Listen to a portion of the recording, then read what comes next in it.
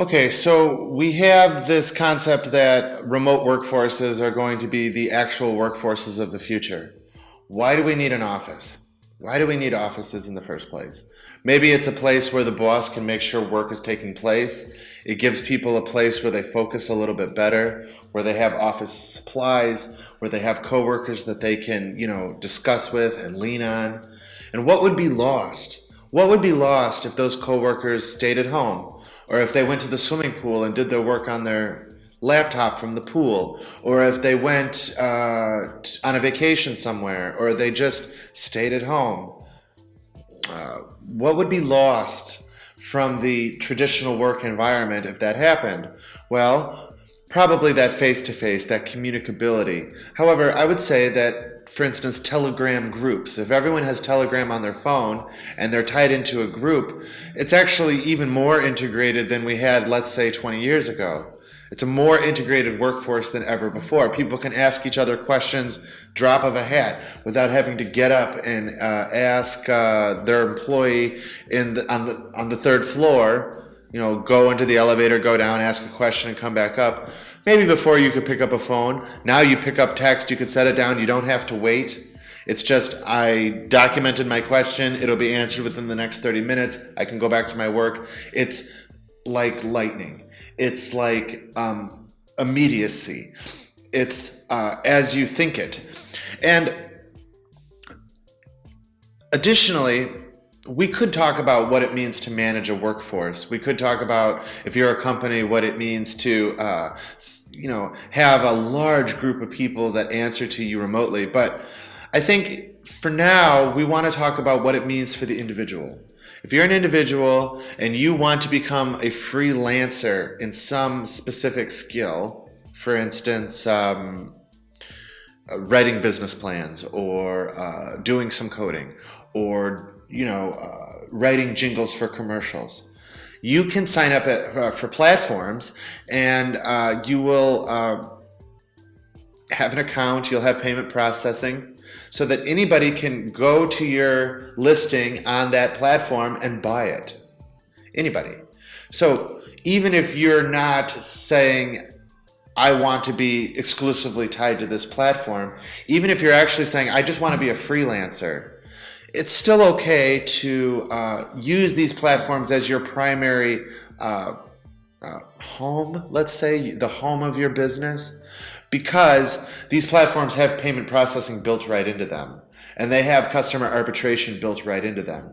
So the client, especially if you're a new freelancer, is much more likely to purchase your services without unnecessary research, or they won't be so hesitant, because there is an arbitration system, and it's convenient. It's a clean process.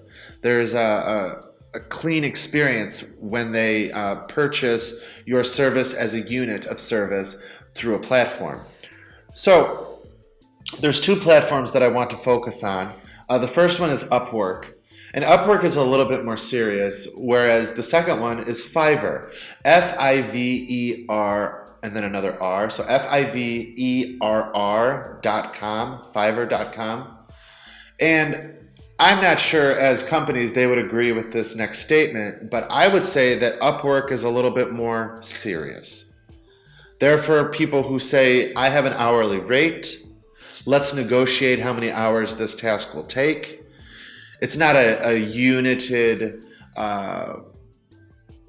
product that you can buy without negotiation. You would want to contact this worker. Let's say it's an HTML specialist, not so advanced work. So maybe this guy is from Bolivia, and he's an HTML specialist. You'll be able to see how many stars he has, how many people he's served. Maybe he's had 100 customers and gotten 15 reviews, or maybe he's had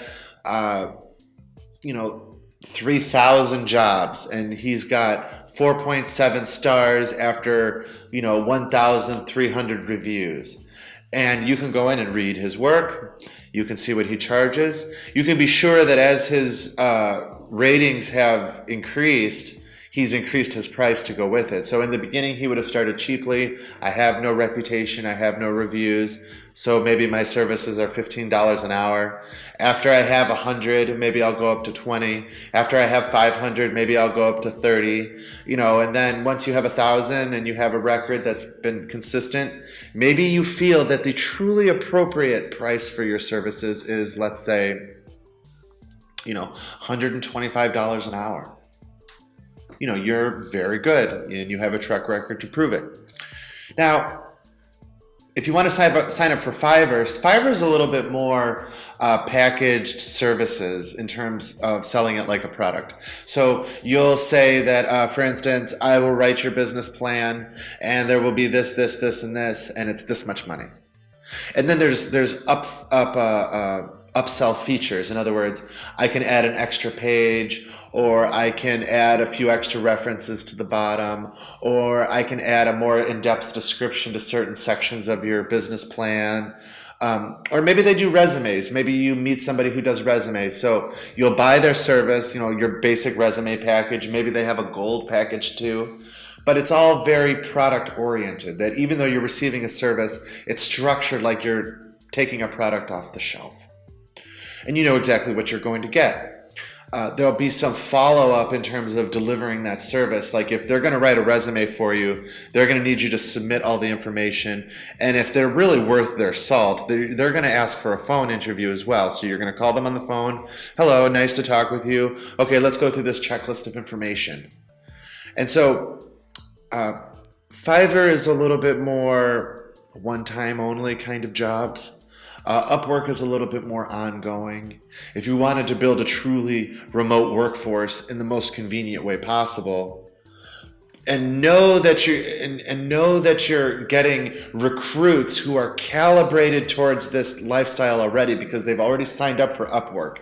If you're taking people off Monster, you might find some people who are truly apt to doing this type of experience, but you'll find other people who are not. They need the office, and they weren't expecting to find a remote workforce job necessarily. It's all kinds of people. But if you go directly to Upwork to build your remote workforce, then you will have a collection of people who are already predisposed towards the type of work you're going to ask them to do. So let's assume that you are a freelancer and you decide, okay, I'll get started on Fiverr first, and then when I get a little bit more, perhaps you'll use your Fiverr feedback as credibility towards your Upwork account later. I don't see why you wouldn't start both of them at the same time and then just get them both going in succession. Have them both go to the same email so that you can just check your email and you can know what's happening on both. You don't want to use an email that you'll never use and then not see the business that comes in. And probably before it sales, it'll come in the form of questions, and you're going to want to be right there to answer those questions when they come. So you set up your profile. Your profile is set up. Let's just talk about Fiverr for now. Your profile is set up and you've decided what service you want to offer. Let's say you're going to be a coding specialist. And so you set up your Fiverr and you say, I can do this amount of work. Let's say you sell your services in hour bundles. I will do 5 hours of work towards your project for $99. And I'll do an extra 3 hours of work for an additional $40. So there's a little discount if you want to take the upsell and get 8 hours of work total. Now, you set that up, and maybe the network will notice you, will notice that your deal is good, and it will sort of start to suggest you to the community. People will eventually find you, but there's another way to do it as well. And even though the Fiverr or Upwork community gives you opportunities to promote yourself, and gives you a sort of a pool where you're mixed in with a lot of other people, and maybe sometimes some people will find you. Maybe you get really good reviews, so they start to recommend you. But this way is slow. There's another way, and that is, even though Upwork or Fiverr is your home, is a base of operations for you that does payment processing, which is critical. You can still get clients from the world Tell them, yes, welcome to my services, and feel free to pay me over Fiverr, or feel free to pay me over Upwork. Select my listing. When you share your services with people, you send them a link to that listing. The only problem with this, even though there is a benefit in terms of a customer sense of security and a certain added professionalism, I suppose, it's not totally professional as if having your own website and just working off that and being very advanced and having a 300-person firm underneath you, maybe a remote workforce, but it still has a professional appearance, and it gives that arbitration and it gives that payment processing. So it's a one-stop shop. So it's a great way to get started. It's a great way to present yourself to customers outside of the Fiverr network. You can start to develop your social media in conjunction with it. I'm a great coder. Here's my social media that talks about me as a coder. You can also have LinkedIn, of course. And when you hook a fish outside of the network, you can bring them to the network. And this will also improve your feedback, and eventually the network will pick you up and carry you to a much higher level, as all social media does when you're popular. So it would be just like with YouTube. Maybe you have a YouTube channel and you hope that YouTube will make you famous all by themselves. But for a vast majority of us, that's not going to happen. Maybe we're doing serious content like now, not so entertaining, much more, what does it mean? How do you do business? Or maybe it's just not the sort of thing that becomes very popular on YouTube very quick. So you can bring outsiders in to look at your content and boost you to the network, perhaps. For instance, if you have Instagram that can send traffic to your YouTube will become much more popular, of course. So that's what you want to do. You want to sign up and you want to define your service. And you need to know how to do the thing that you're doing. So educating yourself, of course, comes first, as usual. With every business that we're doing, we're educating ourselves. Not only are we educating ourselves about the service we want to provide, we're educating ourselves about the Fiverr and, for instance, Upwork platforms. We're educating ourselves about the rules and best practices and hints and tricks. We want to know all of that stuff. And you're educating yourself about the thing that you're providing your service to. You constantly want to be getting better at whatever you do. And as a freelancer, that's even more true. You want to be on the cutting edge. You don't want to be a freelancer who's mediocre. That's no fun. You want to truly be good. That justifies your independence. Okay, so the second step is establish yourself. Sign up for your platforms, and you want to have companion social media as well. And I don't see why you don't have a website as well. So you have your platforms first. That is your home. Unfortunately, your website becomes second to your platforms when you're in this situation. But you still need it because it gives you credibility and it gives you an independent place to call home as well. Upwork can shut you down. Fiverr can shut you down, but nobody can shut down your website. So you want to have that up. You want to have your social media. You want to populate your social media with content. But also relevant contact information. That is the most important thing. Give people a way to contact you. And your social media gives you a messaging feed. Fiverr gives you a messaging feed as well, and so does Upwork. And your website probably should too. It's just all more ways for people to communicate. Highly recommend it all comes back to the same email so that you can look in the same place and know everything at once. So then, you want to define your product. What are you providing? What are your services? What do you want to do? What are you unwilling to do? If you do coding, how do you want to package it? By the hour, by the job? Which sort of coding do you specialize in? You want to learn how to categorize it in the platform. So it's not just about what you do, it's how you post it. So it's posted on the platform in a way that's attractive and competitive. You have your credentials in the post. You want to make sure you talk about what's good about you. You can never be too informative to the customer. So then from this point, you need to market your product, and you can't necessarily expect the platform to do it for you because you want to hit the ground running. So you sign up on these platforms, but then you're out on LinkedIn and you're in social media and you're in Twitter and you're contacting business leaders and you're contacting startups and you're contacting small businesses and saying, I have a service I can provide you and I'll give you a good price.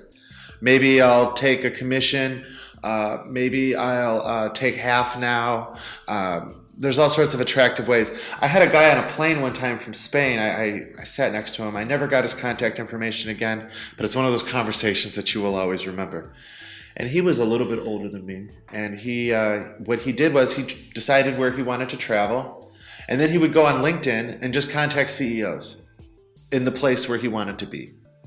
And he encouraged me to do this business, but I, had my own goals. And I talked with him quite a bit about the way it worked, though. And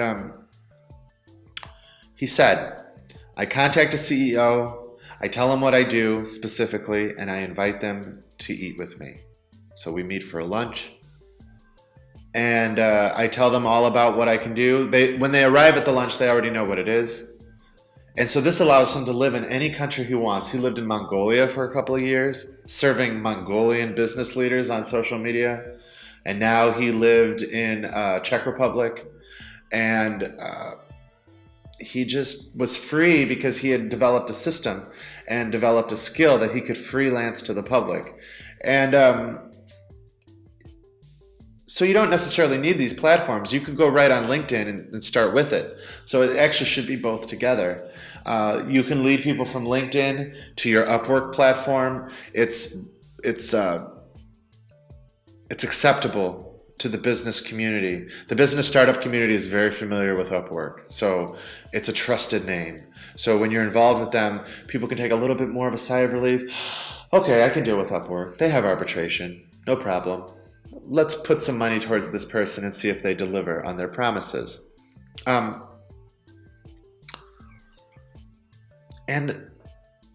I believe, quarantine or no quarantine, the workforce of the future is one that focuses on independent freelancers. We're all going to be independent freelancers providing independent services to one another, like a cobweb. Because whereas you used to need 10 people to provide a certain function, it's just you with some applications now. And it comes down to writing down your plan and just going through the steps as quickly as possible. Speed is the most important feature in today's modern setup. Plan your steps and rush. Jump. Move as fast as you can because they're all free. So the only way you're going to win is if you run.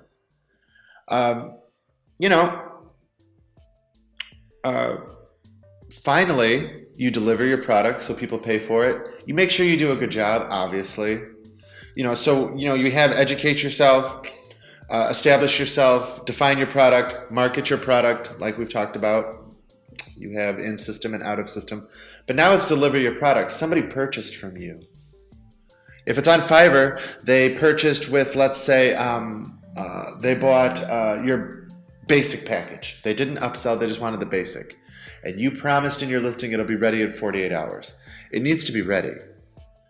And I would say that it needs to be a little bit impressive. I purchased a business plan off of Fiverr one time. I paid $49 for it. And he said, all right, send me what information. Tell me what it is. Well, okay. I want to make a business, da-da-da-da-da. I sent it to him. And all he did was cut and paste what I said into the different sections. And if I hadn't said it, he didn't use his imagination at all to fill in the blanks. He had a section about what are initial expenses. Well, I hadn't said what the initial expenses were, so it was empty. So I called Fiverr and I got my money back. No question. The guy spent about 15 minutes completing the task and I spent $49 for it. He should have spent easily 3 hours doing it. At least 2. $25 an hour, okay. It's not a deal, but whatever. But he obviously spent almost no time. It was almost like he had maybe put an AI on it to extract terminology out of my words because it was just meager. So I paid for it from somebody else, and I got a good one back. So I left them a good review. I left a bad review for the other guy, and that's just the way it works. I highly recommend you think about it. I highly recommend you consider using one of these platforms. Even if you already have a job, start providing your own independent service as a freelancer, and it's really one step closer to being an independent business owner. It's a real step. Good luck with it.